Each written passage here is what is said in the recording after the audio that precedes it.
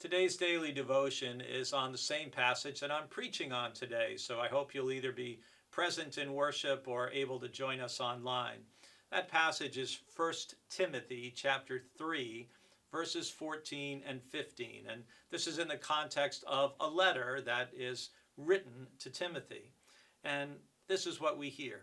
I hope to come to you soon, but I am writing these instructions to you so that, if I am delayed, you may know how one ought to behave in the household of God, which is the church of the living God, the pillar and bulwark of the truth.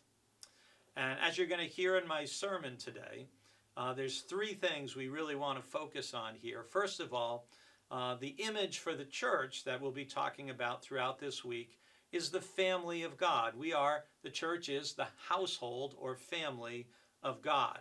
And it's to be characterized by a couple things. We are the church of the living God.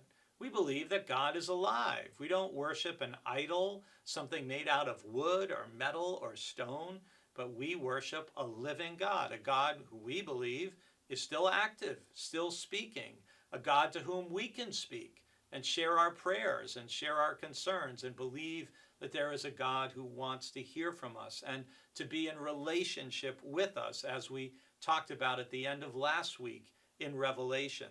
And so the church is like a household. It's like a family. It's made up of very different people with different temperaments and personalities and strengths and weaknesses and abilities and needs and opinions, and on it goes. And if you're in a marriage where you marry someone from a different country or a different culture, you have cultural differences, even within a family unit.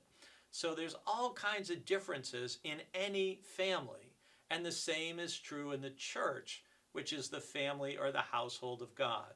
And yet, just like in a family, in the family of God, which is the church, hopefully our mutual commitment to one another and our love for one another is more important and greater than any of those differences or the things that make us unique. So that's part of the church being the family of God, is recognizing that we have very different members who make up the family. Our God who we worship is living. And the final part is the church is to be the pillar and bulwark of the truth, which says something about the value and importance of honesty and truthfulness. And remember, this is talking about how you ought to behave in the church, which is the household of God. Because whether we like it or not, Jesus says a tree is known by its fruit. And by our conduct, by how we speak, how we act, how we treat people, we are revealing, for good or for ill, really the validity and the genuineness of our faith. I hope you'll be interested in hearing more about this, because I'm going to talk for a lot longer than 3 minutes about it in worship today. I hope you'll join us.